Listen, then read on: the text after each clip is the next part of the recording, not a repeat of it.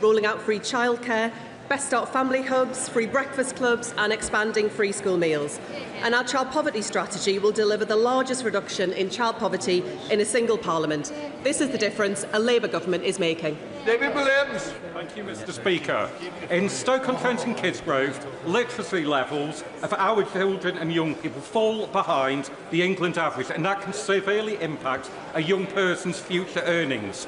Our libraries play a key role, yet reform-led Staffordshire County Council has ordered them to remove pride displays. Shameful. Does the Secretary of State agree that libraries should be inclusive and welcoming to all, and children and young people should never be placed at the centre of such divisive culture wars? Mr Speaker, I completely agree with my honourable friend. The joy of reading should be open to every child, and that is really important in this National Year of Reading. Local libraries are special places, and reform should be investing in our libraries so that children can access them, not shutting down displays that make all families feel welcome. But, Mr Speaker, this is sadly characteristic of a party who, in my own local area, let back in a councillor who said that Nigerians should be melted down to fill in potholes. Not fit for power at any level. Douglas McAllister. Thank you, Mr Speaker. We know that the attainment gap holds back children who grow up in poverty, and that reached its highest levels under the Tories. And in Scotland, the SNP have failed to close the gap. Does the Minister agree with me that it's shameful, therefore, that the Tories' only policies for children are bringing back the two-child limit, plunging hundreds of thousands back into poverty, and bringing back tax breaks for private schools? Mr Speaker, I am proud of the record of the last Labour government in tackling child poverty, but this Labour government is going even further. We will lift the largest number of children out of poverty in a single parliament ever, in sharp contrast to the party opposite, who would plunge 500,000 children back into poverty. We come to topicals. Andrew George. Question 1, Mr Speaker. Secretary of State. Mr Speaker, the Equality Act 2010 is a monumental achievement passed by the last Labour government. It protects everyone from discrimination and harassment, and the public sector equality duty makes our services fairer for everyone. And we're bolstering this by commencing the socio-economic duty. Mr Speaker, the Equality Act is our quiet guardian, the law that stops bosses overlooking pregnant qualified workers for promotion. It means that shops and transport must adapt their wheelchair users, making their services accessible. And to those who want to dismantle those protections, I say, we will not let them turn back the clock. We stand by these rights. We will strengthen them. Andrew George. Mr Speaker, I've given the Ministers advance notice of this question. Can Ministers do more to better coordinate support across government for women and child victims? My constituent Caroline Eshe, abuser, was granted a lenient sentence because the abuse occurred before 2005. And my constituent Tina Nash, who was beaten, assaulted and blinded, now feels insufficiently protected and supported because from either the parole board or the victim contact scheme.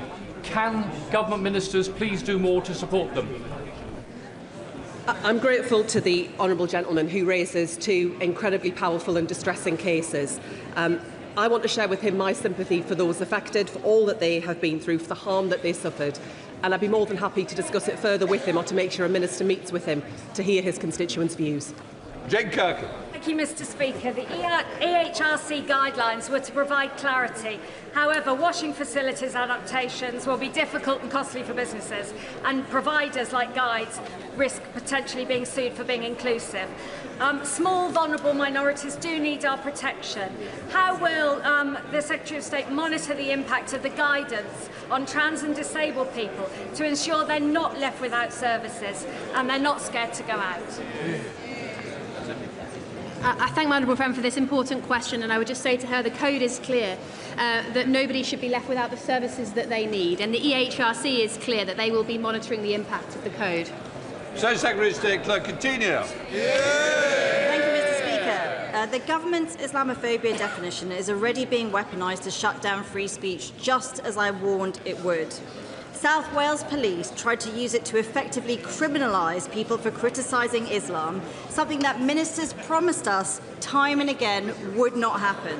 Does the Secretary of State understand how divisive this is? And if so, will she finally withdraw this dangerous definition? Mr. Speaker, South Wales Police have paused their plans. It is right that they have done so. There are no blasphemy laws in this country. But it is right that we take action against hatred, prejudice and racism wherever we find it. And we have seen shocking examples of where Muslims in our country have been targeted on the basis of their faith and because of who they are.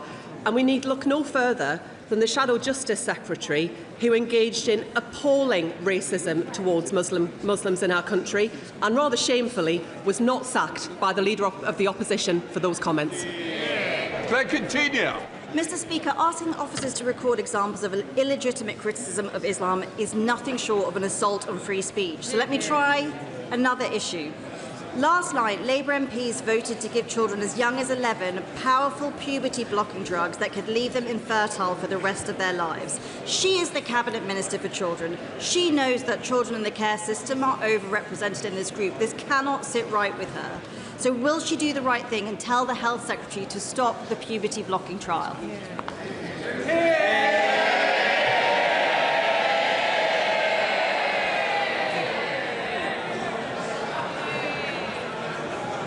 Mr. Speaker, when Dr Hilary Cass published her review, we endorsed all of those recommendations, as did the party opposite.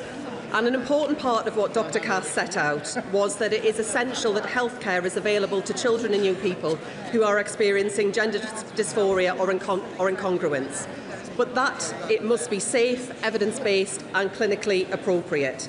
We have always been clear about the red lines regarding the MHRA's trial and the prescription of puberty blockers, and the safety and well-being of children must be at the forefront of everything that we do. But the review by Dr Cass did conclude that whilst not enough was known about the safety of puberty-suppressing hormones, it was necessary to take forward a trial. That completes question. We now come to questions to the Prime Minister. Clive Jones. Question number 1, please, Mr. Speaker. Prime Minister. Thank you, Mr. Speaker. Can I start by saying my thoughts are with all those injured in the rail collision last Friday. I was deeply saddened to learn of the death of the driver of the Corby to St Pancras train. His family have requested privacy, and we should all respect that. I send my deepest sympathies to them at this awful time. My thoughts are also with those injured in the appalling attack in Edinburgh, which appears to be motivated by anti-Muslim hatred. Mr. Speaker, let's be clear, in this country, an attack on one of us is an attack on all of us. We will not stand for it, and the perpetrator will face the full force of the law. Let me commend our emergency services who responded to both incidents with outstanding bravery and professionalism in very difficult circumstances. Mr. Speaker, one of the greatest privileges of leading this country is meeting our armed forces, celebrating their work and marking Armed Forces Week. And I want to thank them all for their dedication, their courage and sacrifice to protect our way of life. Mr. Speaker, this morning I had meetings with ministerial colleagues and others. I shall have further such meetings later today. Not today. Clive Jones. Thank you very much, Mr. Speaker, and can I associate myself with the Prime Minister's remarks? Prime Minister, the National Cancer Plan is something that your government can be really proud of. Cancer patients in Wokingham and across the country cannot afford for it not to be implemented or regularly updated. Will the Prime Minister leave a lasting legacy and support my Cancer Private Members Bill to ensure that future governments remain accountable for delivering its targets and ambitions? Well, can I first recognise his personal experience and pay tribute to his campaign? I'm incredibly proud of the National Cancer Plan, which sets out how we're ending the postcode lottery with more cancer specialists, paying the travel costs of children travelling for cancer care, and investing in technology to drive research into rare cancers. Thanks to our record investment in the NHS, we've the shortest waits for cancer diagnosis on record. He'll be pleased to know that in his constituency, waiting lists in his local care board are down by 40,000. That's thanks to a Labour government and Labour decisions. Lee Barham. Thank you, Mr. Speaker. Max Hall is 14 years old. He should be worrying about school, football, friends and what he wants to be when he grows up. Instead, he is living with a high-grade brain tumour and there is no cure available to him. His parents, Jackie and Stephen, want to know, why are children still being diagnosed with brain tumours and told there's no treatment options available? Why has brain tumour research remained so underfunded when brain tumours kill more children and adults under 40 than any other cancer? And why are families like them left to search for hope themselves? This Prime Minister has done so much to strengthen our NHS. So does he agree with me that we need to move at pace and do much more to offer hope to Max and his family and families like his facing this unequally devastating disease? Can I just say my thoughts, and I'm sure the thoughts of the whole House, are with Max and his family in what must be the most awful of circumstances. Through our Cancer Trials Accelerator programme, we'll make it easier to launch innovative new clinical trials and find new treatment. And for people like Max, that will mean make young people's cancer a research priority, make clinical trials more accessible, and pay for his travel costs for care. I hope that comes as some comfort, but as a parent, I can't imagine what his family are going through, given the circumstances that he faces. And I know that a minister would be happy to meet Max and his family. Leader of the Opposition, Keir Starmer. Thank you, Mr. Speaker. And can I associate this side of the House with the Prime Minister's remarks on the horrific train crash, the attacks in Edinburgh, and, of course, Armed Forces Week? I want to start by congratulating the Prime Minister. He's the other party leader who won a by-election last week. Although I think I'm much happier with my new MP than he is with his. 2 weeks ago, Mr. Speaker, 2 weeks ago, the Prime Minister told the House that the government was funding defence and everything was under control. The very next day, the Defence Secretary resigned, saying the Prime Minister was unable and the Treasury unwilling to fund the defence of our country. What changed? Well, Mr. Speaker, she references the by-election. I'm very pleased with our new Member of Parliament. Can I also say to her, in Gorton and Denton, the Tories got 1.9% of the vote. Can I congratulate her, because in Makerfield, they got 2.2% of the vote. Just edging past Count Binface.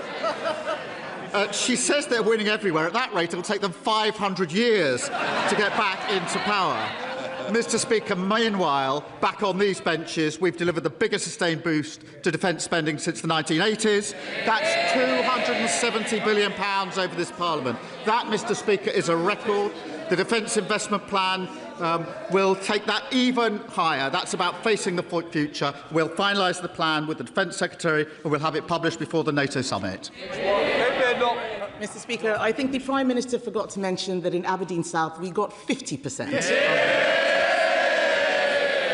And he says that he's funding defence. The truth is, he wouldn't be in this mess if his Chancellor had found money for the Defence Investment Plan. The Prime Minister gave her the second most important job in Britain. She was the first female Chancellor. She lives next door to him, but wouldn't even come out to stand by him during his resignation speech. She was too busy getting ready for a selfie with the new leader. Does the Prime Minister feel let down by his Chancellor? This is the Chancellor who ended austerity inflicted on our country for 14 long years. This is the Chancellor who got the economy growing, Mr. Speaker. She doesn't normally want to talk about the economy. That's because in the first quarter of this year, the UK had the fastest growing economy in the G7.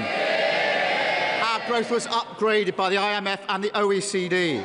Last week, unemployment was down. Inflation was better than better. That is because with this chance, we have the right economic plan and we can weather the global storms in the war that she wanted to jump into. Mr. Speaker, they're cheering so loudly. If it's all going so fine, why is he resigning? The fact is, she did let him down. She's the one who snatched the winter fuel payments. She's the one who announced a disastrous budget that killed economic growth. And because of her, once again, a Labour Prime Minister is leaving office with unemployment higher than when he came in. But the Chancellor isn't the only person who let him down. The Energy Secretary is putting up bills and killing jobs. He was, he's not here, is he? He was a failed Labour leader, rejected by the electorate, brought back from the wilderness by this man, and when the going got tough, he jumped into bed with the Mayor of Manchester. Yeah, it's not the first time he's betrayed someone close to him, is it? Yeah. But does the Prime Minister think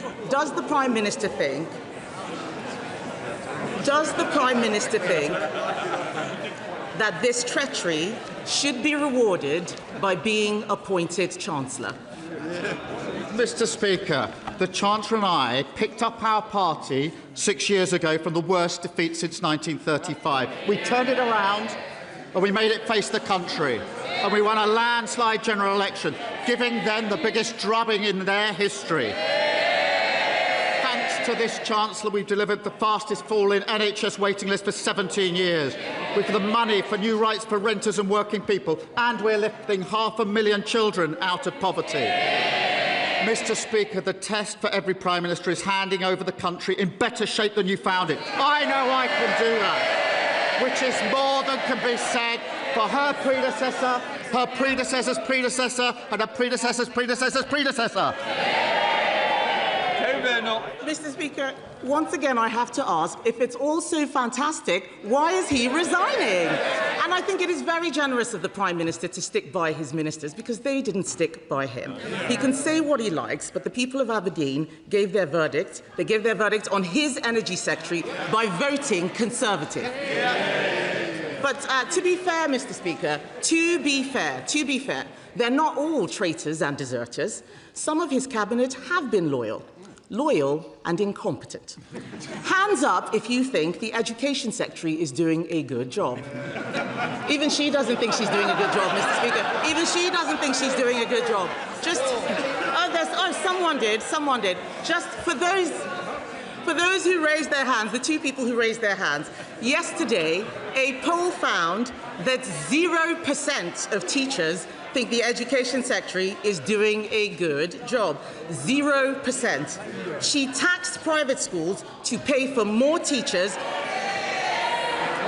but the number of teachers has gone down. Yeah. It turns out appointing a spiteful class warrior as Education Secretary was a disaster. Yeah. Does the Prime Minister agree that he has been let down by her incompetence? Prime Minister. The Education Secretary grew up in poverty. She knows exactly what it means to grow up in poverty. She was once reluctant to tell her story. I know her story. It's an incredible story of social mobility and success. I am so proud that she is sitting there, and so should everybody in this country who cares about social mobility. She knows that for poor children, education is absolutely vital, and that is why it drives every single priority and value that she has. I would have thought the party opposite would recognise and understand some of that, but they've fallen so low they don't. Mr. Speaker, the fact is that if she knew so much about poor children, she wouldn't have given them fewer teachers. Teacher numbers have gone down. Teacher numbers have gone down. It's amazing. I've never seen this much excitement on the Labour benches. Yes, cheering so loudly while there are 400 knives stuck in his back. Shame on them. Shame on them. They don't like it up them, but they know that what I'm saying is true. And Mr. Speaker, there were times when the Prime Minister tried to do the right thing. He did try to cut welfare. And who stopped him? Those MPs behind him. In the words of the Welfare Secretary, his MPs only want to know who they can tax to fund more benefits. They are not Labour MPs. They are welfare MPs. Does the Prime Minister feel betrayed by the people he got into Parliament? Sorry, Prime Minister. Can I just say, let us think about the language we're using. I think that'll be the first to leave, please. Can I just say, think about the language we're using, because when we leave this chamber, don't be surprised when constituents feel they can use the same language against each other. Let us show a little bit more decorum and respect to each other. Prime Minister.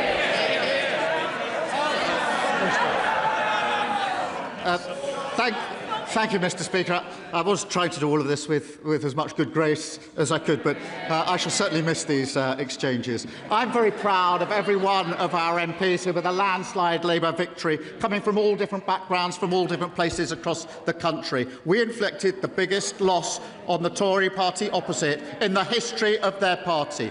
We picked up our party, we turned it around. We had to address what went wrong. We turned it around. We won a landslide victory. She won't even address or even talk about their failure after 14 long years. Can we bear or not? Mr. Speaker, he is the one who is resigning because of his MPs. There's no point trying to distract from it. And let's be honest, Mr. Speaker, the Prime Minister has made many mistakes, otherwise he wouldn't be going. But he has also been let down. I'm only saying what his staff have been briefing.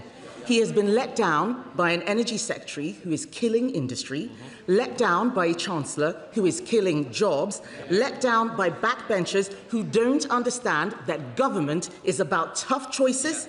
He U-turned again and again and again to appease them, and now they've abandoned him. And what for? A pair of eyelashes and a black T-shirt. Isn't the truth that whoever is in charge, Mr. Speaker, isn't the truth that whoever is in charge, the real problem is the Labour Party? Mr. Speaker, 2 years ago, I walked into Number 10 and found a broken economy, broken public services and broken trust in politics. Because of our decisions, my decision, the country is moving in the right direction, a stronger and a fairer Britain, ending austerity, investing in our public services, the fastest fall in NHS waiting lists for 17 years, more rights for workers, more rights for renters, standing with Ukraine, Britain's reputation restored and 500,000 children being lifted out of poverty. Change promised by a Labour government, fought for by a Labour government, change delivered by a Labour government. Thank you, Mr. Speaker. My Hendon constituency is proud to sit at the heart of the UK's largest Jewish community in the London Borough of Barnet. But today, many of my constituents, many of that community, are living in fear. In northwest London, in recent months, we have seen Jewish charities firebombed, synagogues attacked, Jewish people stabbed in the street, and all that against the backdrop of a daily drumbeat of abuse and intimidation. I know everyone on these benches is determined to defeat this despicable hatred, and I welcome the actions the government is taking to root out the poison of our anti-Semitism. Can the Prime Minister tell this House what the government is doing, not only to protect the Jewish community in Hendon and Barnet, but to make sure we can live full and proud Jewish lives free from fear? Well, I thank him for his question. Anti-Semitism is a poison. And that is why I drove it out of the Labour Party. In government, we're acting to drive it out of society. New powers to ban repeated protests, new plans to root anti-Semitism out of our schools, universities and the health service, and new prescription-like powers to clamp down on malign state activity which incites hatred and violence. And we will take further steps. I'm proud to lead this tolerant, decent country and will always fight for the security, safety and freedom of British Jews. Sir Ed Davey, Leader of the Liberal Democrats. Thank you, Mr. Speaker. Can I associate myself and my party with the Prime Minister's remarks about the horrifying train crash in Bedford and the appalling attacks near a mosque in Edinburgh? Our thoughts and prayers are with the victims and their families. And can I mention, Mr. Speaker, today's review of Nottingham's maternity services, which is truly shocking. I hope the government will rise to this moment and implement Donna Ockenden recommendations in full without delay. Mr. Speaker, can I also recognise how difficult it was for the Prime Minister to make the statement he did on Monday, it's an important reminder as we debate issues robustly in this House that we are all human, and it's something that everyone should remember.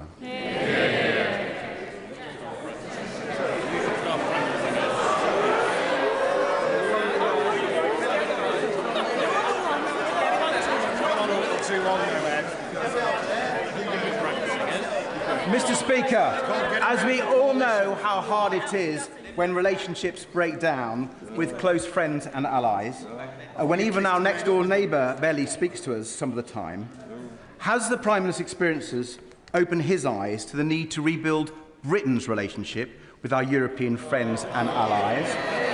Will he advise the right honourable gentleman, the member for Makerfield, to put his EU red lines in the past and adopt our plan for a new growth and defence partnership? Mr. Speaker, I'm very proud of the fact that we've reset our relationship with the EU and we're bringing it closer together. That is in the best interests of our country, and I know he understands that. And I know that, like me, he's been reflecting on his own career. Given that he had revelations, he turned down a job with MI6. I think the whole House will be wondering what might have been. 00 Davy. Sir David. Mr. Speaker, it's very tempting to respond to that, but I've signed the Official Secrets Act.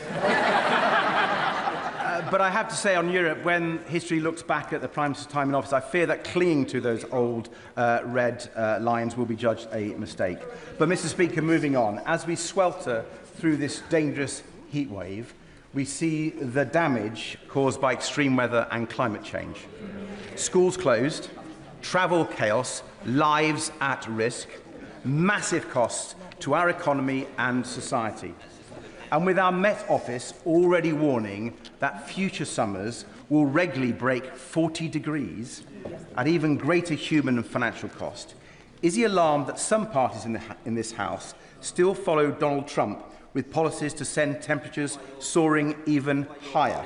So will the Prime Minister warn his successor not to listen to Conservative and Reform voices and instead back our plans to cut bills and tackle climate change? Can I thank him for raising climate change, because it is one of the most significant challenges of our time, and the weather today reminds us just how important it is. And it used to be common ground across this House, actually, that climate change was the generational challenge, and common ground that the UK should be a leader globally on it. And I remember not so long ago the party opposite leading in the COP summit, something that we were able to support. It is a shame that in order to chase reform votes, they've changed their mind, and we haven't got that consensus across the House. But I will always maintain that we must be global leaders on climate change, and we always will be.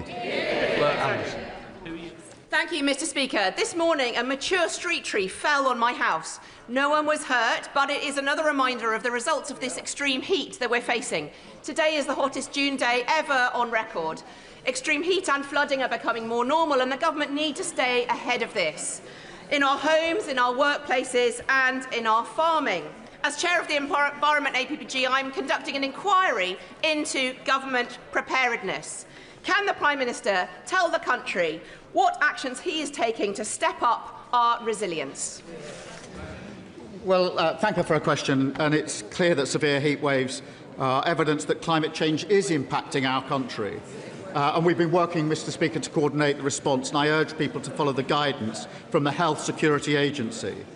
We're making our country more resilient for the future by modernising building regulations so homes are cooler and better ventilated, building 9 new reservoirs to protect water supplies, and investing record amounts in flood defences and sustainable farming. While Labour is doing that, Tories and Reform want to rip up the Climate Change Act. That is the wrong approach for our country. Ms Savile Roberts. Yeah.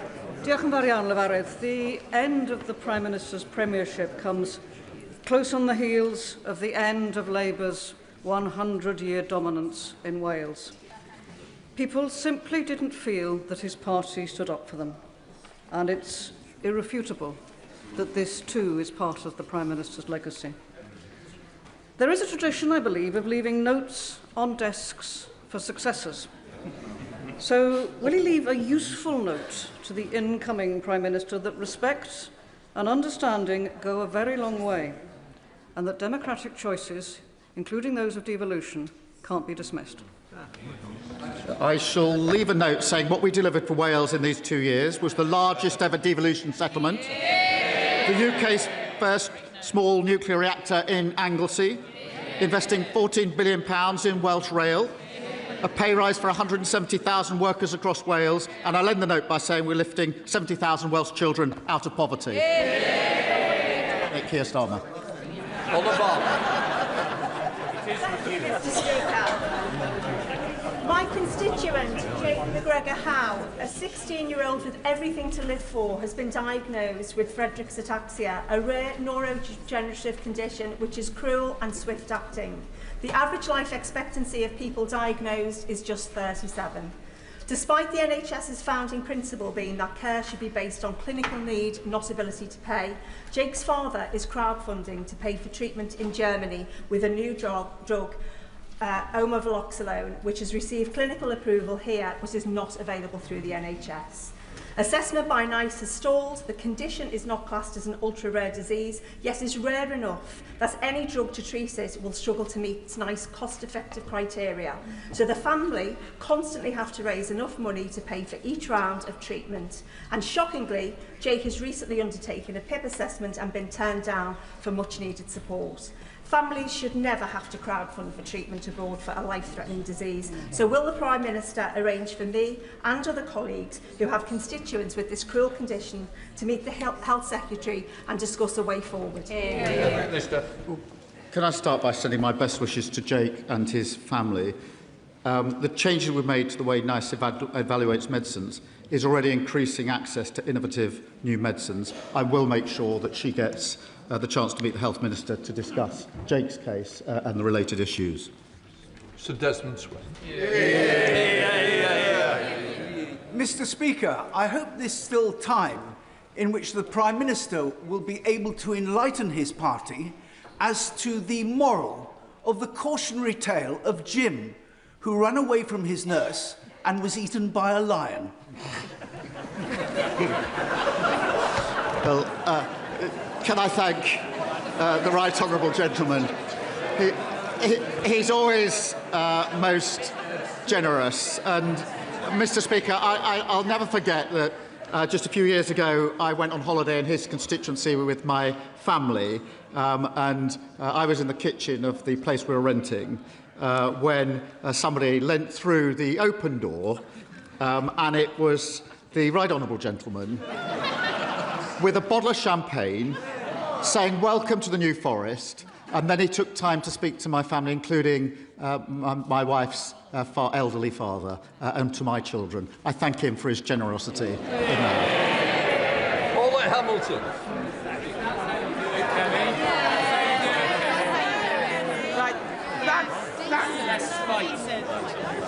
Thank you, Mr. Speaker. I would like to thank the Prime Minister for his leadership. One of the concerns that I hear most often from my constituents across Erdington, Kingstanding, Castle Vale and South Oscott is about the rapid growth of exempt accommodation. Properties refused HMO licences in my constituency and across Birmingham are opening anyway as exempt accommodation with very little scrutiny, which undermines local community and decision makers. Will the Prime Minister, I've forgotten what I was going to say. Will the Prime Minister confirm when will this new legislation be brought forward and will it fill the loopholes? Also, will this legislation and its regulations be applied retrospectively so that communities like mine are protected? Can I thank her for her question? And everyone deserves a safe place to call home. The Housing Secretary has the power to introduce locally led licensing and will consult on these regulations in the summer. Under our proposals, national standards for supported housing will be enforced by local authorities. I'm proud of the action that we've taken to back renters, abolishing Section 21 evictions, expanding the Decent Home Standard and AWAB's law to cover the private rental market. Jack Rankin. Mr. Speaker, the first duty of His Majesty's Government, indeed the Prime Minister's first duty, is the defence of the realm. The Prime Minister is not responsible for the worsening geopolitical situation, but he is responsible for this country's reaction to it. Yeah. It is imperative that we can outline to our allies at the Ankara NATO summit early next month how we will meet that situation. There were reports yesterday that he is being pushed to delay again the defence investment plan by the new member for Makerfield's Outriders. Will he confirm to this House that he will push ahead with its publication, confirm that it is fully funded to the level the Chief of Defence Staff said is required, and not to the level his former Defence Secretary resigned over, and in doing so, fulfil his first duty to defend the realm? That's the first duty the last government spectacularly failed at, because they hollowed out our armed forces. We've already delivered the biggest sustained boost in defence spending since the 80s. That's £270 billion over this Parliament. We will increase that with the Defence Investment Plan, which will be published before the NATO summit. Rachel Hopkins. Thank you, Mr. Speaker. Following last Friday's train collision south of Bedford, the emergency response from Bedfordshire Police, British Transport Police, Bedfordshire Fire and Rescue Service, the East of England Ambulance Service, Magbas Air Ambulance and other counties' air ambulances, our local NHS hospitals and, of course, railway staff. Their response was swift, professional, compassionate in supporting those who were impacted, especially in such distressing circumstances. This was public service at its best. Will the Prime Minister join with me in thanking all of those involved for their outstanding work in the aftermath of this tragic incident? Can I thank her and the thoughts of the whole House with the family of the driver who lost his life and those that were injured, some of them extremely seriously. Mr. Speaker, on Saturday, I spoke to the CEO of the East of England Ambulance Service to thank his team for their professionalism in responding. And we talked through the nature and the scale of the challenge that they faced in relation to that crash. They were outstanding in the most difficult of circumstances. And by the time I called him on Saturday morning, he assured me they were all back at work and they were all back on duty, dealing with whatever else might happen that weekend, having delivered those that needed to be delivered to the hospitals. I found that humbling. It is a real tribute to those that responded, as they always do, including, I must say, the local community in this case. But I also want to thank the brilliant NHS staff who are still caring for those who are seriously injured. Speaker, my children, like millions others, are kicking every ball of the England World Cup campaign. But I, as a parent, are really concerned about their security in this country, along with other Muslim parents. Let me explain why. When a Sikh lady got raped in Warsaw, the perpetrator repeatedly called her an effing Muslim bitch. Whilst there was no condemnation from the Minister from the dispatch box, no outcry from members in this chamber who openly call out these matters when the perpetrators are of a different colour. When we had the Unite the Kingdom march calling openly for the expulsion of Muslims in this country, there was no ministerial statement condemning such statements. When this weekend we had 5 members of the Muslim community stabbed on the streets of Edinburgh, there was no ministerial statement of condemnation, no Cobra meeting and no solidarity. Can I ask the Prime Minister, what does this silence say to my children as they wait with abated breath for Harry Kane to bring it home? I want his children to feel safe in this country, and I will do everything to make sure that they are. We will all fight anti-Muslim hatred with everything that we've got. An attack on one is attack on all of us. That is what I said at the top of PMQs, and I hope you heard it. In Maybury. Mr. Speaker, the coal industry social welfare organisation CISWA. It's a miners' charity that was established in the 1920s to support the miners in their communities. It's carried out some incredible work with some incredible employees, but the current leadership team is increasingly detached from its founding principles. Miners' welfare, sporting facilities, community facilities have been allowed to rot, they've been allowed to close with little or no support from CISWA, the charity. And at the same time, CISWA has amassed £30 million in the bank. 30 million, Prime Minister. Does the Prime Minister agree that it's time that the charity faced not only a Charity Commission inquiry, but also a serious reform into the policies, the practices and finances and should benefit the former mining communities it was founded to serve, instead of constructing a £30 million ivory tower for the future. Can I thank him for raising this important issue? I know members across the House have raised issues with the organisation directly. It is imperative that these communities are listened to. I understand that the Charity Commission has opened a compliance case. I'll get that confirmed for him. I'm proud that this government has stood up for mining communities, including ending the injustice of coal pension schemes, increasing the pensions of over 150,000 former British coal employees, and I thank him for raising this case. Thank you, Mr. Speaker.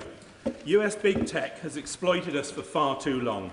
So I'm delighted that the Met Police followed my advice and pushed Apple and Google to implement the stolen handset blacklist, curbing resales and cutting mobile theft by almost half. Likewise, does the Prime Minister agree it's time to stand up to social media companies and reclassify them from platforms to publishers, holding them responsible for the harmful and addictive content that they recommend, promote and profit from? Well, Mr. Speaker, I thank him for his question. He will have seen the action we're taking in relation to social media. The social media ban for under-16s, which has been welcomed by families across the country, strengthening the Online Safety Act to tackle intimate images, abuse and cyber flashing, and closing loopholes in chatbots, and taking on Grok. But there's more to do. Thank you, Mr. Speaker. In Aldershot and Farnborough, thanks to this Labour government, this week, we are bringing the National Armed Forces Day celebrations back to the home of the British Army. Yay! But in a week when we salute those who have served and are serving our country, elderly Gurkha veterans were assaulted in the park by our war memorial and told to go home. Will the Prime Minister and the House join me in standing against this despicable attack and commend the heroism of our Gurkhas? And does he agree with me that now is the time to resolve the long-standing issues on Gurkha pensions, as we have been working towards, because the Gurkhas have given so much for our country?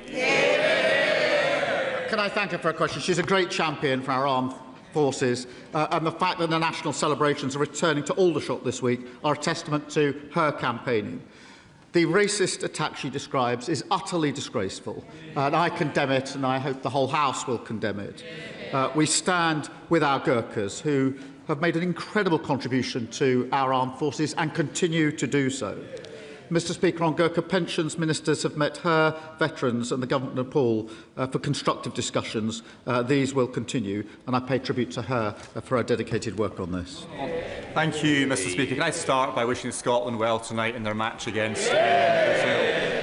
Following the conviction of former SNP Chief Executive Peter Murrell for embezzlement, serious questions about governance and oversight remain unanswered.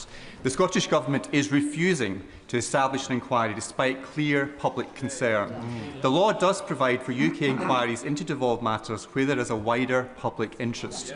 So as the Prime Minister prepares to leave office, will he set up an inquiry with the powers needed so we can uncover the truth? Well, can I wish Scotland well as well in the upcoming match, and of course England in the third match, a little better than last night, hopefully.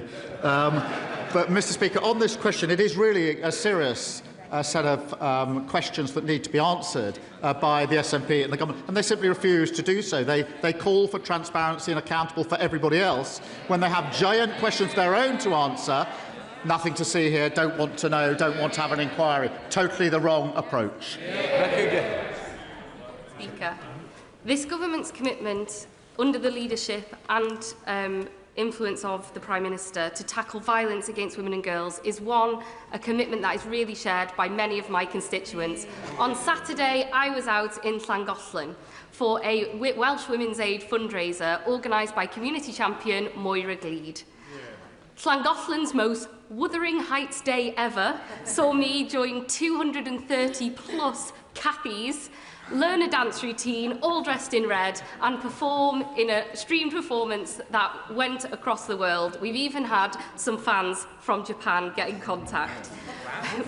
I know, thank you. Will the Prime Minister join me in recognising the hard work of Moira, her daughter Rowena, and all of the organisers, volunteers, and importantly, the performers for making this really important event happen? Well, can I pay tribute to her and all of those that took part? And I'm really glad that it got noticed around the world, because this is what raises awareness. I thought she was going to ask me to join her in the next dance, but if it's simply to pay tribute, I'm very happy to do so. Richard Ford. Thank you, Mr. Speaker. Tony Blair suggested that at the beginning of his premiership, he was at his most popular and least capable. Blair talked about ending his time in office at his least popular and most capable. For the sake of people in the South West and across the country, what tips can the Prime Minister offer his successor? Well, I think the first one would be don't ever inflict austerity on the country.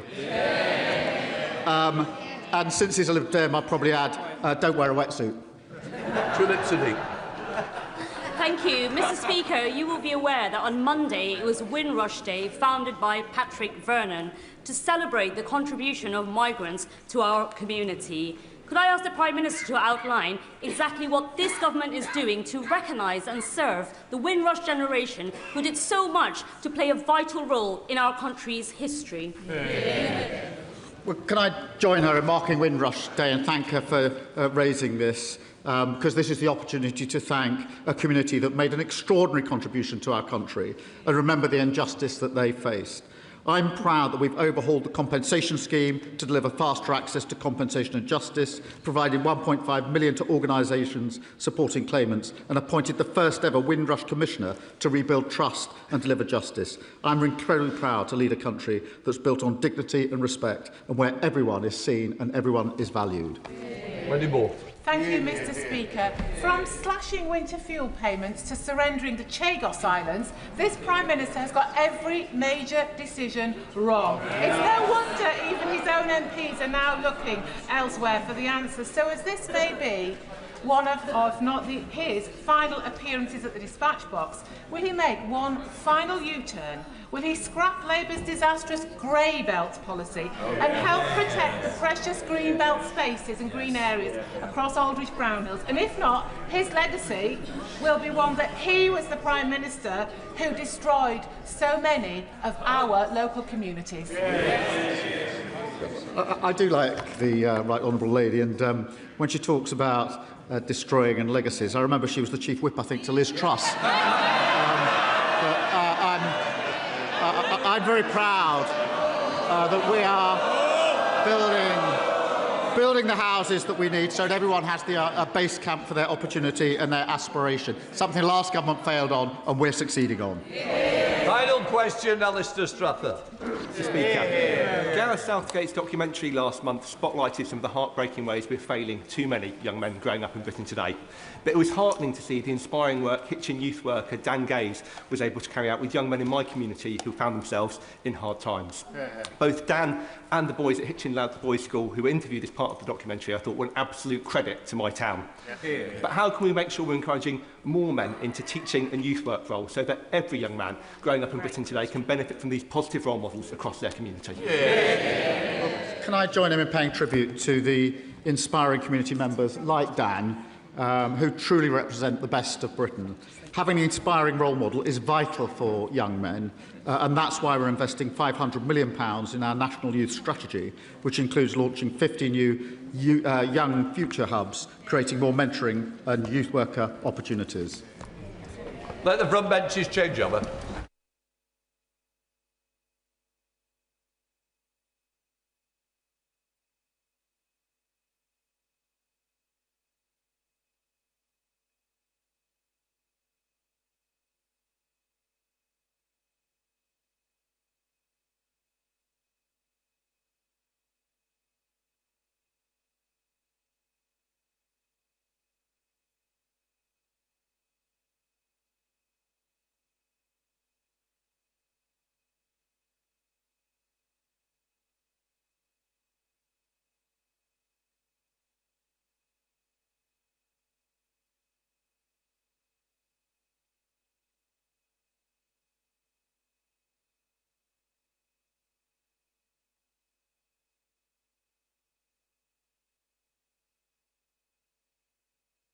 We now come to the urgent question.